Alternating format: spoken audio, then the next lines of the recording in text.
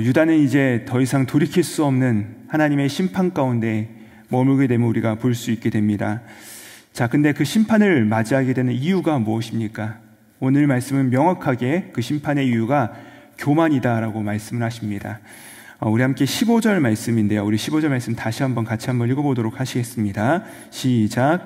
너희는 들을지어다 귀를 기울일지어다 교만하지 말지어다 여호와께서 말씀하셨습니다.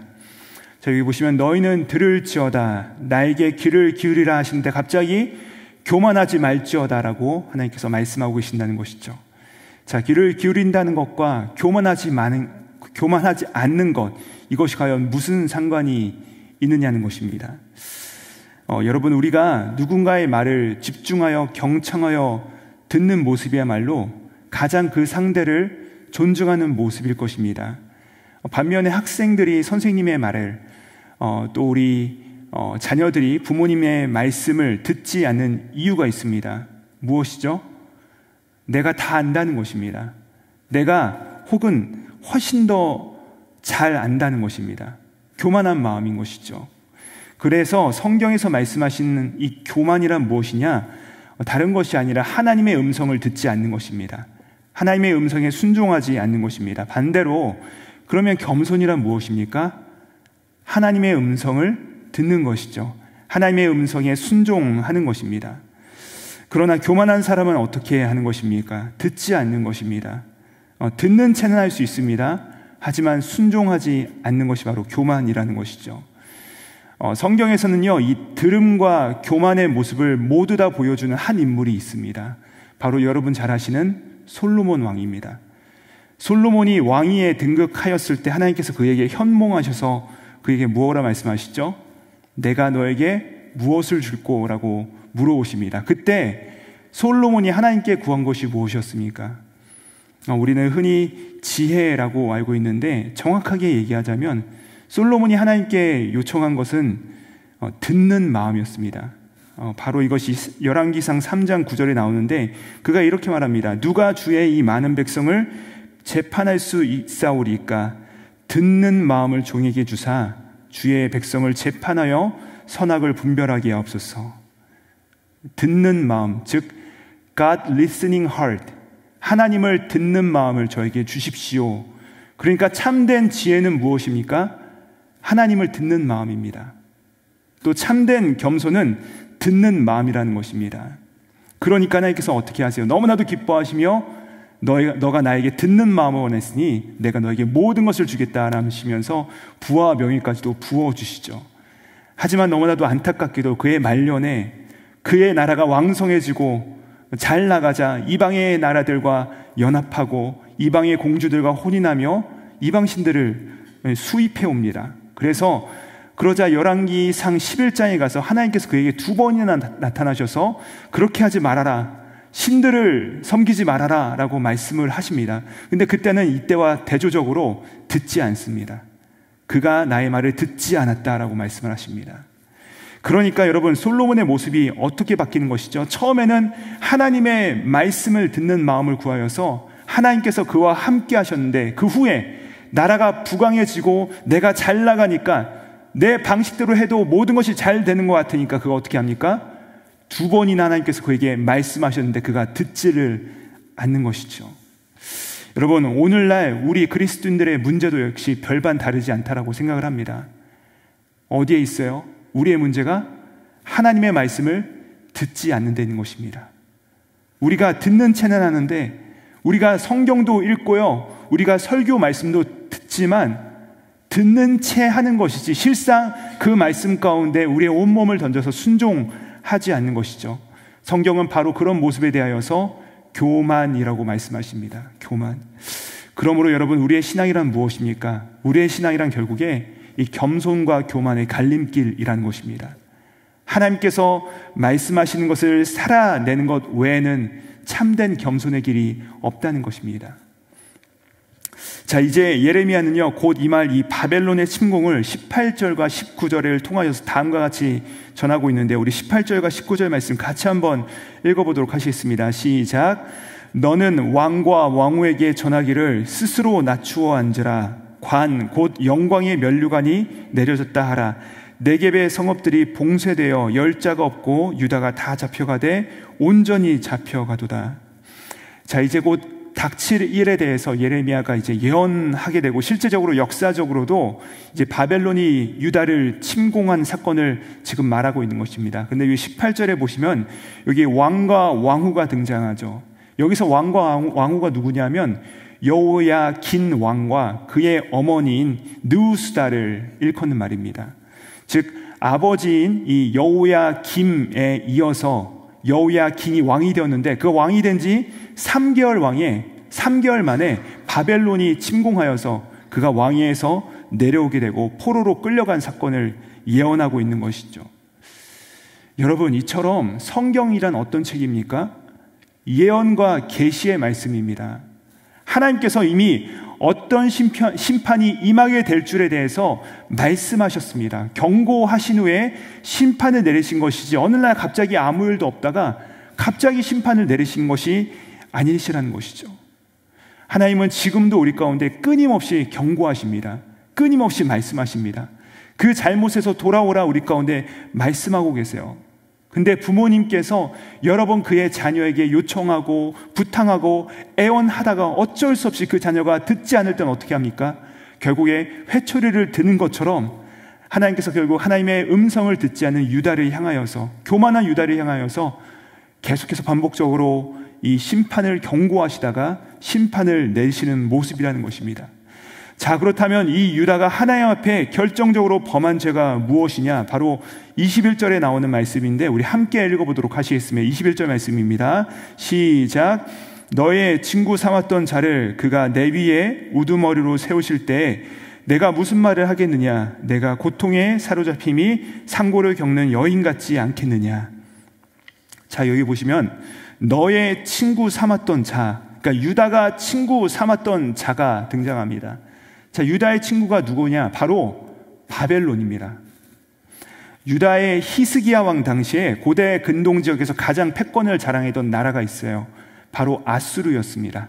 아수르가 가장 강력한 나라였는데, 그 강력한 아수르를 견제하기 위하여서 히스기야 왕이 누구를 불러들이느냐? 바로 그 당시에 떠오르고 있던 나라 바벨론을 불러들여서 친선을 맺습니다. 친구를 맺은 것이죠. 그러다가 요시야 왕에 이르러서 세계사에서 등장하는 갈그미스 전투가 벌어지게 됩니다. 갈그미스 전투가 무엇이냐면요, 이 아수르와 이 애굽이 연합이 됩니다. 친구가 되고요. 그래서 누구를 대적하느냐? 바로 바벨론을 대적하는 전투가 이뤄지게 되죠.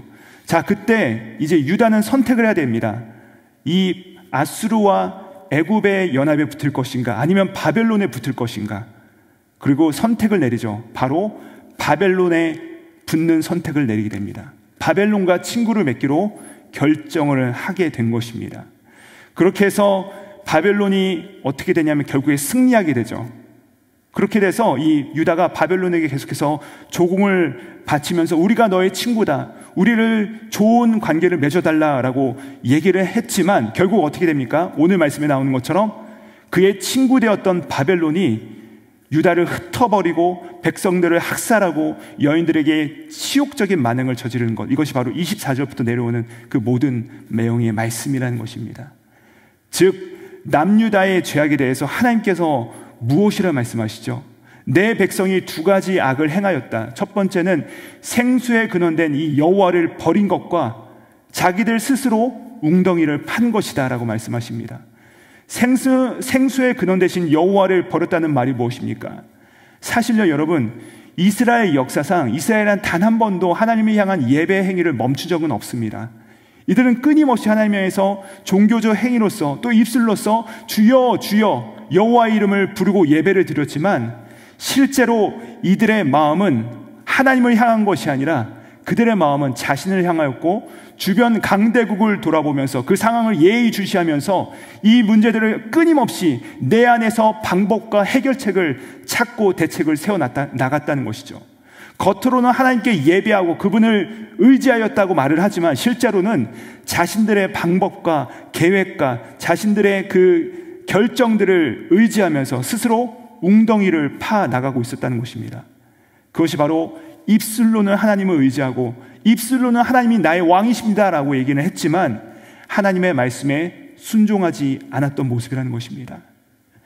지금 하나님께서 이 피난민과 같은 이스라엘로 하여금 어떻게 이 가나안 땅을 정복하게 하셨으며 또 여호와 하나님께서 왕으로서 이들에게 그 모든 필요한 것들을 공급하셨으며 또 하나님께서 유다로 하여금 그들의 불성곽이 되어주사 그들을 지켜주셨음에도 불구하고 이 유다가요 스스로 이렇게 얘기하는 것이요, 이렇게 된 것은 내가 잘해서 된 것이다, 나의 방법과 나의 지혜와 나의 경험으로 여기까지 이른 것이다 라고 착각을 하면서 하나님을 지어버린 것입니다. 그리고 앞으로 발생할 문제들에 대해서 자신들의 지혜와 경험에 따라서 바벨론을 친구 삼은 것이죠. 그래서 그 결과가 무엇입니까? 유다가 의지하고 친구 삼았던 바벨론이 이번에는 유다를 이용하고 침공하게 된 것이죠. 자, 이러한 유다를 향하여서 하나님께서 지금 계속적으로 예레미야를 통하여서 너희는 돌아와라, 돌아와라. 너희의 남편은 나밖에 없다. 너희가 의지할 사람은 자는 나밖에 없다. 너희의 유일한 친구는 바로 나 여호와 하나님이다 라고 계속해서 말씀하고 있는 것입니다. 자, 그럼에도 불구하고 이들은 자신들의 능력과 방법을 사용하여 왜 바벨론과 친구를 맺으려고 하는 것입니까? 여러분, 바벨의 신화가 무엇입니까? 바벨탑의 신화. 우리가 함께 힘을 합쳐서 높은 탑을 쌓아서 우리가 강성해지자, 이것이 바로 바벨의 신화요 세상의 풍조가 아니겠습니까? 결국 이 바벨론을 친구 삼았지만 유다가 주인 삼은 것은 누구이죠? 자기 자신이었습니다. 나의 힘과 나의 능력으로, 나의 지혜로 하나님이 되고자 했던 것이죠. 이 문제를 풀어가는 주체가 되고자 했던 것입니다. 자, 그러나 오늘 주님께서 우리에게도 동일하게 물어보십니다. 너의 친구가 누구이냐? 너의 주인이 누구이냐? 너의 문제를 해결하기 위해서 너가 정말로 의지하는 대상이 누구냐? 자, 정직하게 우리가 주장할 수 있는 것은 무엇이겠습니까?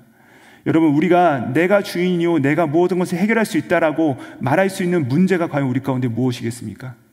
실상은 아무것도 없지 않습니까? 정말로 우리 하나님께서 우리의 모든 것의 주인이시오, 우리 문제의 해결자이시오, 우리 가운데 모든 것을 맡기신 분께서 결국에 이 모든 것을 경영해가며 승리케 하시는 분이 바로 우리 하나님이시라는 사실입니다. 여러분, 그러므로 우리의 건강도, 우리의 재산도, 우리의 자녀도, 또 우리의 앞날도, 우리의 관계도 주신 분도 여호와 하나님이시오, 취하시리도 여호와 하나님이시오, 그것들을 풀어나가실 분도 하나님이신 우리가 고백해야 된다는 사실인 것이죠. 말씀을 마무리합니다. 여러분, 소셜미디어 이 페이스북을 보시면 거기 자꾸만 이게 친구 맺기 기능이 있습니다. 그래서 자꾸만 알지 못하는 분들이 막 친구를 맺으려고 해요. 친구 신청을 막 합니다. 여러분, 이처럼 세상은 우리에게 계속적으로 친구 맺자고 합니다. 나랑 친구하자, 나랑 같이 있자, 내가 너의 도움이요 너의 온전한 지혜가 되겠다라고 계속적으로 이야기하는 것이죠. 그러나 우리는 오늘 내가 의지하는 이 세상을 끊어버리시고 이 친구를 끊어버리시고 온전히 하나님만이, 온전히 예수님만이 나의 친구시요 나의 주인이시요 나의 목자 되십니다 라고 고백하시며 승리하시는 은혜가 오늘 임하시기를 우리 구주 예수님의 이름으로 축복드립니다. 기도하시겠습니다. 하나님, 감사합니다. 날마다 하나님께서 우리에게 주시는 음성을 듣지 않으면 우리는 또 계속적으로 내가 모든 것을 이끌어가고 내가 주인인 양 고민하고 염려하며 두려워합니다. 주님, 우리의 어리석음 가운데 당신의 밝은 빛을 비춰주셔서 내가 아니요 하나님만이 우리의 주인이시오 우리의 친구 되심을 믿고 듣고 순종하는 우리 모두가 되게 하여 주시옵소서. 감사드리오며 십자가 위에서 우리의 친구 되어주신 예수 그리스도 이름 받들어 기도드립니다. 아멘.